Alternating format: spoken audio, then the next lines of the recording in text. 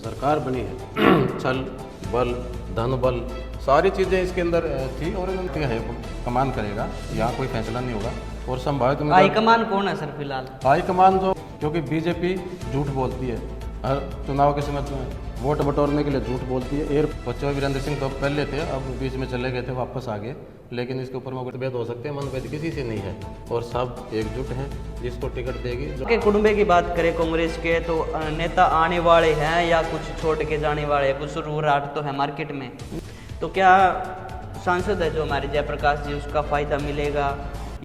नमस्कार दोस्तों, मैं प्रवीण मंगाड़ी और आप देख रहे हैं आपका अपना चैनल स्ट्रॉन्ग हरियाणा। आपको बता दें कि भाई जो चुनाव का दौर स्टार्ट है, पीछे लोकसभा के चुनाव थे, उसके बाद विधानसभा के चुनाव थे, उसके बाद हमारे पड़ोसी जो स्टेट है राजधानी है दिल्ली में इलेक्शन हुए, और अब बात करें तो हरियाणा के जो है 10 जिले हैं उनमें जो नगर निकाय चुनाव है भाई, और हिसार के अंदर बैठे हैं और हमारे साथ है Wazir Singh Punia, all India Rahul Gandhi Congress committee के सदस्य हैं और लंबे समय से भी कांग्रेस से जुड़े हैं और कांग्रेस के लिए लगातार मेहनत भी कर रहे हैं। और आज इनसे खास चर्चा करेंगे भाई कुछ राजनीतिक मुद्दों को लेकर और इस नगर निकाय के चुनाव को लेकर भाई किस प्रकार की इनकी तैयारियां हैं इनकी पार्टी की, और कौन संभावित उम्मीदवार हो सकता है, किन किन मुद्दों पर ये इलेक्शन लड़ेंगे। हरियाणा की बात करें तो फिलहाल नगर निकाय के चुनाव को लेकर खास चर्चा रहेगी। तो नमस्कार पुनिया साहब। नमस्कार जी, आपका और आपका जो चैनल स्ट्रॉन्ग हरियाणा उसका बहुत बहुत धन्यवाद। पुनिया साहब, राजनीति की बात करें तो फिलहाल जो है आपका दिल्ली में जो रिजल्ट देखे है उससे तो आप वाकिफ भी हो, उसके तो चर्चा करने की जरूरत ही नहीं है, लेकिन फिलहाल की पोजीशन की बात करें, हरियाणा की बात करें तो हम लोकसभा की बात करें तो 5 सीटें जो आप ली, अच्छा रिस्पॉन्स था पिछले लोकसभा के मुकाबले, और विधानसभा की बात करें तो जो उम्मीद थी उस उम्मीद पे नहीं खरी उतरे, आपके नेता लगा लो या जनता लगा लो। तो आगामी जो अभी चुनाव है 2 मार्च को, उस पे आपकी क्या पोजीशन रहेगी, किस प्रकार से आप इलेक्शन लड़ोगे, और क्या जनता दोबारा से जो लोकसभा के जिस प्रकार से परिणाम थे उसी प्रकार से जनता वो परिणाम दे पाएंगे? सबसे पहले तो मैं जो आपने चुनाव के समय जो सवाल पूछा उसका जवाब ये है, हमारी कांग्रेस पार्टी और जो कांग्रेस पार्टी के जितने भी कार्यकर्ता हैं, जो निष्ठावान कार्यकर्ता हैं, जिन्होंने दिन रात मेहनत करी और वो लगातार अपने उसमें प्रयास में थे सरकार बनेगी, लेकिन जनता का फैसला हम स्वीकार करते हैं। जनता लोकतंत्र में सबसे बड़ी राजा होती है, बाकी कुछ नहीं होता। लेकिन जो बीजेपी का जो ये सरकार बनी है छल बल धन बल सारी चीज़ें इसके अंदर थी और इन्होंने ये कोई जनता का इन्होंने मैंडेट नहीं है, ये ईवीएम का मैंडेट है। जो हरियाणा का मुख्यमंत्री है सिर्फ ईवीएम का मुख्यमंत्री है, हर जगह इनका ईवीएम का बहुत बड़ा मुद्दा है, लेकिन बीजेपी कभी ईवीएम के ऊपर चुनाव की बात आती है तो चुनाव आयोग मना कर देता है, क्योंकि चुनाव आयोग इनके है नहीं, चुनाव आयोग की क्रेडिबिलिटी बिल्कुल देश के अंदर खत्म हो चुकी है। अब रही बात यहाँ पे आपकी जो मेयर का चुनाव हमारा, इसको पार्टी पूरी जी जान से लड़ेगी, हर कार्यकर्ता जी जान से लड़ेगा और टिकट का फैसला पार्टी है कमान करेगा, यहाँ कोई फैसला नहीं होगा। और संभावित हाईकमान कौन है सर फिलहाल? हाईकमान जो हमारी कमेटी है जो सेंट्रल लेवल की है, जो हरियाणा की जो लीडरशिप है, हमारे उदय भान जी जो प्रदेश अध्यक्ष हैं वो हैं, और जो भूपेंद्र सिंह हुड्डा है उसमें कई लोग शामिल हैं, वो सारे मिल बैठ के सब फैसला करेंगे। कुमारी शैलजा बहन हमारी जो आदरणीय नेता वो भी है, रणदीप सिंह सुरजेवाला भी है, सारी पार्टी मिल बैठ के फैसला करेगी हिसार का मेयर को किसको टिकट देंगे, और पार्टी जिसको टिकट देगी हम सब उसके साथ हैं और पूरी जी जान से मेहनत करेंगे, क्योंकि बीजेपी झूठ बोलती है, हर चुनाव के समय वोट बटोरने के लिए झूठ बोलती है। एयरपोर्ट के नाम पे उन्होंने 3 बार वोट ले लिए, लेकिन एयरपोर्ट तो है नहीं, 7 बार उद्घाटन उसका हो चुका है और न इनके पास लाइसेंस है। पार्लियामेंट में पीछे हमारे सांसद जी ने मुद्दा उठाया था, तो जो एविएशन मिनिस्ट्री है उन्होंने कहा कि हिसार के पास तो कोई, हिसार का तो कोई नाम ही नहीं है, हमारे पास इसके तो कोई लाइसेंस नहीं दिया, लेकिन ये कह रहे हैं यहाँ से फ्लाइट उड़ाएंगे, बार बार जनता को बरगलाते हैं। मुद्दे तो पुनिया साहब आपके पास है, लेकिन आखिर में सवाल आ जाता है कि गुटबाजी का। अभी जो बयान आया कुछ समय पहले वीरेंद्र डुमरखा का कि जो कांग्रेस पार्टी है अकेले भूपेंद्र सिंह हुड्डा की बन के रह गई है, और अगर आगामी चुनाव में इस प्रकार के परिणाम रहे तो कांग्रेस का सफाया हो सकता है। देखो वो उन्होंने क्या बयान दिया मैंने देखा नहीं, और वो उनका निजी बयान हो सकता है, पार्टी से कोई लेना देना नहीं। और चौधरी भूपेंद्र सिंह हुड्डा कद्दावर नेता, इसमें कोई शक नहीं है, और न पार्टी कांग्रेस पार्टी सबकी है। हुड्डा साहब भी कांग्रेस पार्टी के अंदर हैं बच्चों वीरेंद्र सिंह तो पहले थे, अब बीच में चले गए थे, वापस आ गए। लेकिन इसके ऊपर मैं कोई टिप्पणी करना चाहता। हाँ, हुड्डा साहब कांग्रेस पार्टी में है, सारे कांग्रेस पार्टी किसी एक की नहीं है, सबकी है, वो भी उसी में काम कर रहे हैं, ऐसा कुछ है नहीं। जनता की मानसिकता की बात करें तो आज भी बरकरार है कि भाई एकजुटता नहीं है कांग्रेस पार्टी में। क्या वो आप जनता के जो दिमाग में ये बैठी है बात वो निकालने की आप कोशिश करोगे, और जो बड़े नेता है वो एक मंच पर इस जो इलेक्शन में दिखाई देंगे? क्योंकि ये छोटा इलेक्शन नहीं है, इलेक्शन जरूर नगर निकाय का है, लेकिन इलेक्शन बहुत बड़ा है, आगे पार्टी की भी पोजीशन अच्छी होती है इससे।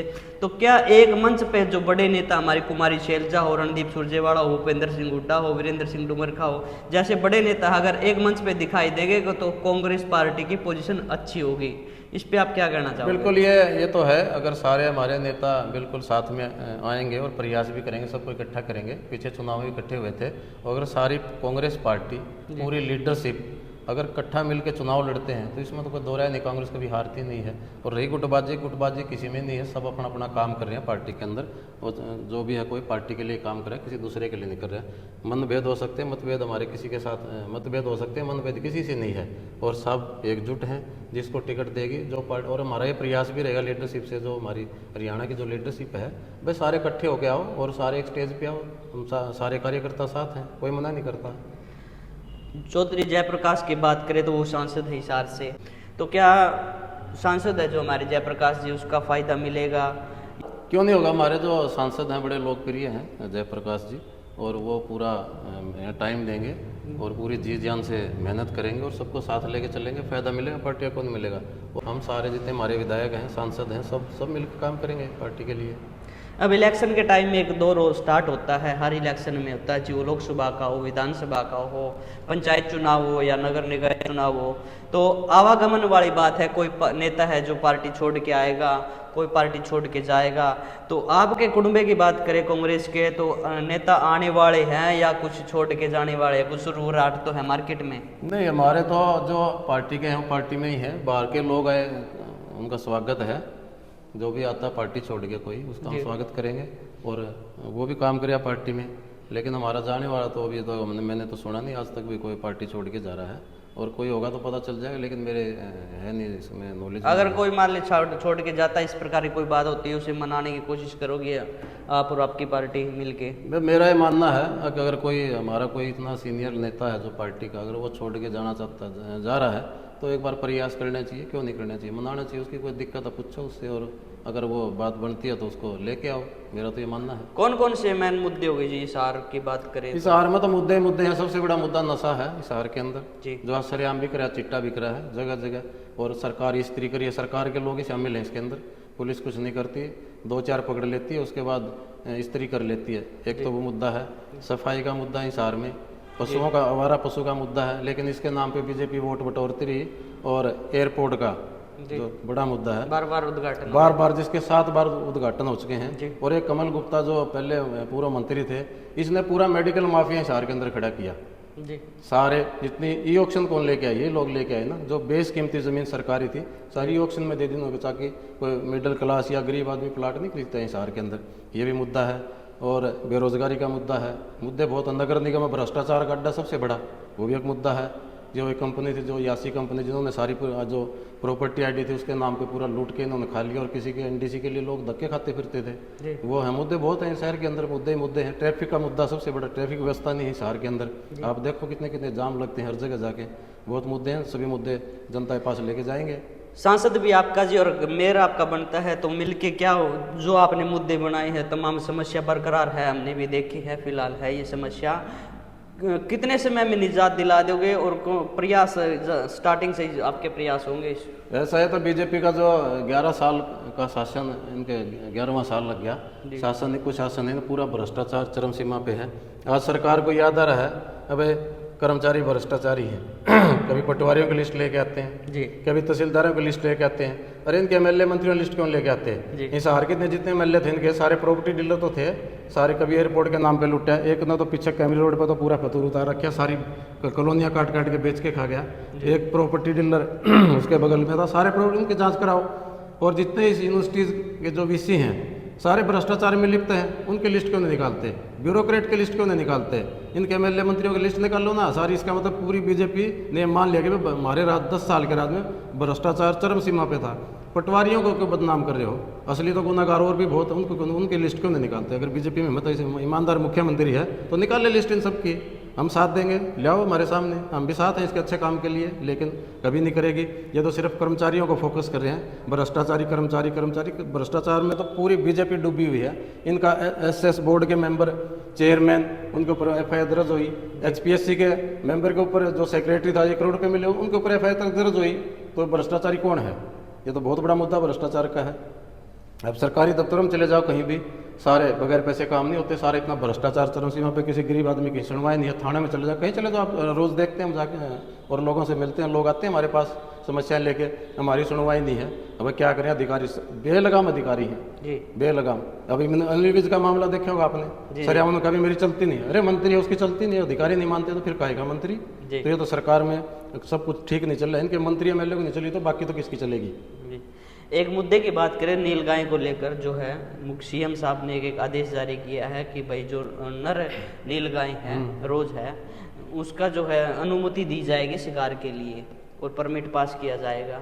तो इस पे क्या कहना चाह रहे हो कि आने वाले समय में जो है जीव जंतु की जो रक्षा करने वाली पार्टी है, एक हिंदुत्व वाली पार्टी मानती है भारतीय जनता पार्टी को, वो क्या जीव जंतुओं को मारना स्टार्ट करती है? इस पे आप क्या कहना चाहोगे? ये बड़ा इनका दुर्भाग्यपूर्ण फैसला मानता हूँ मैं इसको, और इसकी निंदा करते हैं। इस फैसले को हरियाणा सरकार तुरंत वापस ले। जीव हत्या किसी की भी नहीं करनी चाहिए, और वो एक पशु है, उसको जीने का अधिकार है, प्रकृति ने बनाया उसको, वो कहाँ रहेगा? वो भी तो इसे धरती पे रहेगा। और ये बीजेपी के लोग दोहरी राजनीति करते हैं। एक तरफ तो गाय को माता मानते हैं, दूसरी तरफ गोकशी होती है। और हिंदुस्तान बीफ एक्सपोर्ट में आज शायद मेरे हिसाब से दूसरे नंबर पे होगा, सबसे ज़्यादा कत्लखाना यूपी के अंदर है। गाय आज भी कट रही हैं, लेकिन हम इसके खिलाफ हैं और सरकार से मांग करते हैं, पूरी कांग्रेस पार्टी मांग करती है कि इसको फैसले को वापस लिया जाए। किसी की हत्या करना और सरकार इसको आदेश दे, किसी का ये है नहीं कि कोई भगवान की वो मर्जी हो, किसी को मारे क्या करे वो तो उसकी मर्जी होती है। लेकिन सरकार का ये फैसला बिल्कुल गलत है और इसके हम विरोध में हैं, और सरकार तुरंत प्रभाव से फैसला वापस ले। अगर जीव रक्षा दल के जितने भी सदस्य हैं या उनकी जो कमेटी है, अगर जरूरत पड़ी तो आप उनका सहयोग करोगे? बिल्कुल करेंगे। अगर हमारे पास आएंगे और वो अगर कोई ऐसा कोई प्रदर्शन या कोई ऐसा एजिटेशन करना चाहते हैं तो बिल्कुल हम उनके साथ हैं। और नील गाय है, वो भी एक गाय है, उसको बचाने का प्रयास करें। जो भी संस्था या जो भी लोग कर रहे हैं पूरी तरह उनके साथ हर साथ देंगे। वो सरकार पे दबाव बनाएंगे इस फैसले को तुरंत वापस ले। जी, तो अब हिसार की जनता के लिए क्या मैसेज है चुनाव? हिसार की जनता के लिए मैसेज है भाई, इन्होंने बीजेपी का 11 साल का राज देख लिया। ये झूठ लूट और बरगला के लोगों से वोट लेते हैं, लेकिन बाद में सब भूल जाते हैं। कोई जितने वादे करते हैं सब झूठे हैं। ये कह रहे थे 3100 रुपये MSP देंगे, आज तक इन्होंने दी। 2100 रुपये प्रत्येक महिला खाते में जाएंगे, आज तक नहीं आए। 500 रुपये का सिलेंडर देंगे, मुझे लगता नहीं किसी ने आज तक 500 रुपये सिलेंडर मिला होगा, वही रेट है। लेकिन ये झूठे नारे को उनको बहकावे में आए। अगर जनता का भला कर सकती है, गरीब का, मध्यम वर्ग का, जितना व्यापारी का, कर्मचारी का कर सकती है तो कांग्रेस पार्टी कर सकती है। इसलिए कांग्रेस पार्टी को जिताएं लोग और फिर हम उन लोग यहाँ इसके बीजेपी के प्रशासन से छुटकारा पाएँ। जी, धन्यवाद पूनिया साहब आपका। तो आज हमारे साथ थे वजीर सिंह पूनिया, और इनकी जो विचार रखे इन्होंने खास करके लिए, और जो हिसार की बात करें तो जितनी समस्या है, जितने मुद्दे हैं, इन्होंने 1 बाय 1 करके एक एक करके बताए हैं। और इन्होंने वादा भी किया कि आने वाले समय में अगर उनका मेयर चुनता है तो इन जो है समस्याओं से जल्दी छुटकारा पाया जाएगा। तो इनके विचार कैसे लगे कमेंट बॉक्स में ज़रूर बताइए, और वीडियो को ज़्यादा से ज़्यादा शेयर कर दीजिए। वीडियो के एंड में लेते हैं आपसे इजाज़त। तो वीडियो के एंड में सभी दर्शकों को एक बार फिर से राम राम, जय हिंद, जय भारत।